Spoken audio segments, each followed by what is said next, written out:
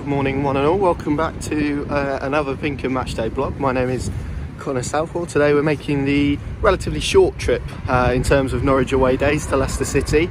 Of course they're flying high, second in the Premier League. James Maddison, Jamie Vardy, who scored 16 goals in 16 games, slightly terrifying. Who knows, maybe later on I need to use this as a blindfold, but let's hope not. I'm just making my way now to where the guys are going to pick me up from. Looking forward to it as much as you can look forward to it, I think. The bit of saving grace I'm taking, and this could make me look really silly if Norwich go and pull off some sort of miraculous win, but beyond that Aston Villa game, which was a bit of a funny old game anyway, Norwich haven't been thrashed. Like I say, that could make me look really silly if they now go on to lose 5-0 or if they win 3-1, which obviously you'll know by the time you watch this. But yeah, there we go. Let's go to Leicester. We've got the full gang with us today. Tony's back from Australia, Dave and Paddy with us as well. Should be a good one. Let's see how we get on. Might just be able to see through the trees there. Here's the PinkUn Stadium. Just making our way to go down there. Nice fresh day. Not too shabby at all. Just in the car, I was taking a look at a few stats just to kill some time. Apparently Leicester have won their last 8 Premier League games with an aggregate score of 25-3. Fair to say this scarf is becoming more and more of a blindfold option as this day progresses. But yeah, here in Leicester, quite fresh, quite cold, and it's nearly, we're getting towards 2 o'clock, so team news will be out shortly as well.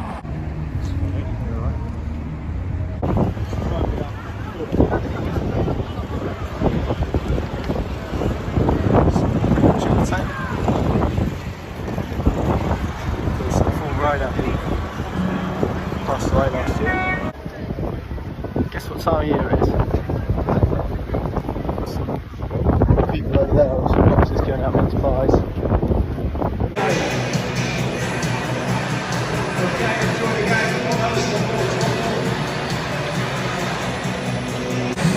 Welcome to PinkUn Stadium here in good time. Lovely surroundings, I must say. Nice roomy press box. If you remember what we had at Everton, then this is quite the contrast.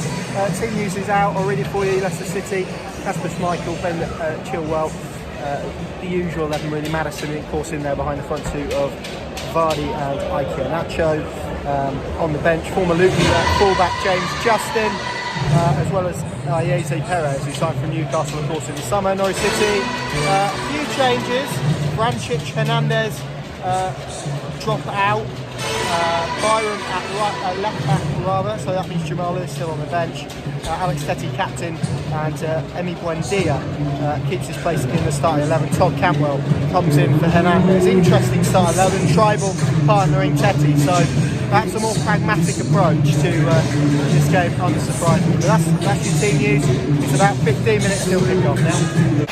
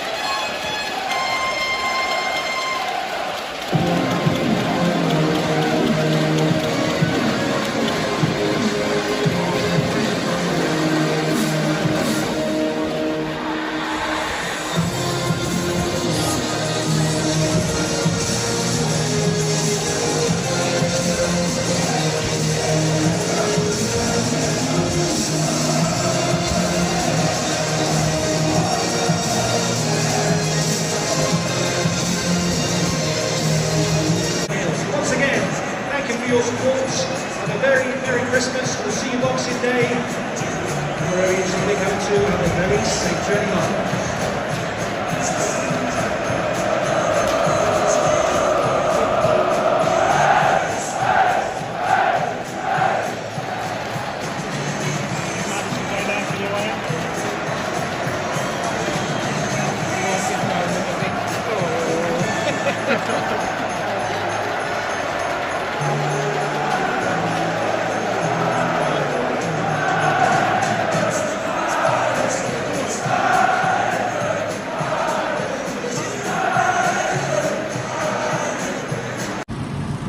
evening, welcome to the King Power Stadium. I'm fighting over the lawnmowers, which you may be able to see out there on the pitch, but well, who was expecting that? Certainly not me. A really gutsy, resilient performance from Norwich City today, particularly defensively, has earned them you have to say, a well-earned point actually here at the King Power Stadium today, and it is one that thwarts Leicester from getting a club record. It stops Jamie Vardy, although more on that later, on continuing his good run of form. And equally, it means that Norwich City now have 5 points from a possible 15. And perhaps when you put it in that context, there is a little bit of stability that's happened in recent weeks. And of course, the last 2 defeats were disappointing, given the situation, particularly last weekend, where Norwich worked themselves into a fantastic opportunity merely to blow it away. I'm sorry if you can see some shaking, it's very cold here and I shake at the best of times. But let's talk about that Norwich City performance then. A few changes. Tribal came in, a couple of changes rather. Tribal and Cantwell came in, and what they offered, they contributed to a very, very adept 2 bank of 4 defensive block that Norwich deployed in their defensive third, that really prevented operators such as Maddison, Tielemans,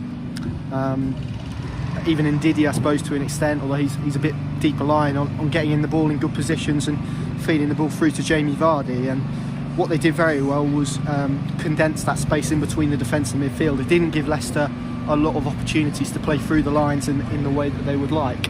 And that really contributed to Norwich looking more solid generally. I thought in terms of the wide areas, they had 2 cohesive wide areas where they had players working in tandem. Cantwell supported Byram superbly, and Buendia supported Max Aaron superbly as well. And when you work as a 2, that helps you to deal with overlapping fullbacks, which is exactly what Norwich City managed to do in terms of preventing Pereira and Chilwell really gaining any sort of momentum to assert themselves onto the game and get high up the pitch. And then Norwich City took the lead, which came after probably some half chances, you'd describe them as, for Leicester. Tielemans hitting a shot that Krul saved well, or fumbled rather, off the post and then claimed. It was Ike Nacho, I'm thinking, who had the shot early on that Krul saved. It's a really clever reverse pass from Tom Tribal in midfield to find Emi Buendia, who, the way he receives the ball, his first touch at the feet, superb. It allows Timu Pukki just to bend his run superbly beyond the defender, to then gain that yard of space away from him for Buendia to just slot the ball through. And from there, it's all about Timu Pukki and his composure. And how many times have we seen it? We saw it nearly 30 times last season in the league, and we've seen it already. This is the 9th time today here. And okay, he might scuff the finish a little bit, but it's so well placed that doesn't matter. It's all about the accuracy, and that's what made the finish so spectacular. And where the frustration from within this performance will come is the set piece that we saw that followed moments after. But a precursor to that was the incident that happened whereby there was a little bit of a melee with Todd Cantwell, the key aggressor. And what happened there, Emi Buendia went down just on this touchline down here close to me after a tackle, had the potential to be a dangerous one, given that his foot was planted and he made contact with someone else. Just rolled his ankle a little bit. The ball then gets worked to the right. Of course, there's cries from Daniel Farker in that dugout and the Norwich away fans to kick the ball out of touch so Buendia could receive the treatment he desired. And eventually Norwich do get the ball out of play. I think it's Pukki who clears it in the end. Leicester then throw it in. Ike Nacho then decides that he's not going to give it back to Norwich, and he runs unopposed at City centre-backs. He gets fouled by Christoph Zimmermann, and then all the handbags come out, and VAR ended up looking at Todd Cantwell, who did have both arms up against Ike Nacho, certainly his chest area, so perhaps lucky, although I'd need to view that again to comment. It probably would have been soft, to be honest. And then the frustration, because it's a corner from the right which Maddison whips in. It's a really superb delivery in terms of pace and delivery, but Jamie Vardy all afternoon just located that pocket of space between where Norwich's first zone, or in between Norwich's first and second zone, and just in between the goal line and the 6-yard box. And then as soon as that ball would come in, he would turn and he would make the run as they fire off a lawnmower behind me, and get a run on the defenders. And he flicked a header goalwards, seeing it again as I have on those televisions behind me. It was going off target, but Tim Krul parries it and it ends up going across the line, and that's frustrating given that it's another set piece. Equally, if Tim Krul's on his line, I think it's probably a relatively easy save, given the header didn't perhaps have the power it could have from there. So that makes it 1-1. Half time, Norwich hold out, resilient, defensive shape is excellent, they are intelligent, they don't press needlessly like we've seen in recent weeks where there's been quite an individual press. They press they absorb pressure, and in the second half they worked numerous opportunities where they created overloads, and had they have perhaps had the pace of Onel Hernandez on the pitch to inject another dimension, and had the decisions of Emi Buendia and Todd Cantwell, who spring to mind in a couple of those phases, have been better, then perhaps Norwich could have worked an opening. Timu Pukki had a couple of chances. He was a threat all day over the top. He had the pace of Evans and Sunchoyu. I've butchered his pronunciation, but him as well. And if his first touch is better for one, he takes it off the chest, it sort of skims off his chest. If he directs it into his path, he has an opportunity to run on and perhaps finish. But this was more about Leicester working their way through the gears, and really about how long for and whether Norwich could keep their defensive wall intact.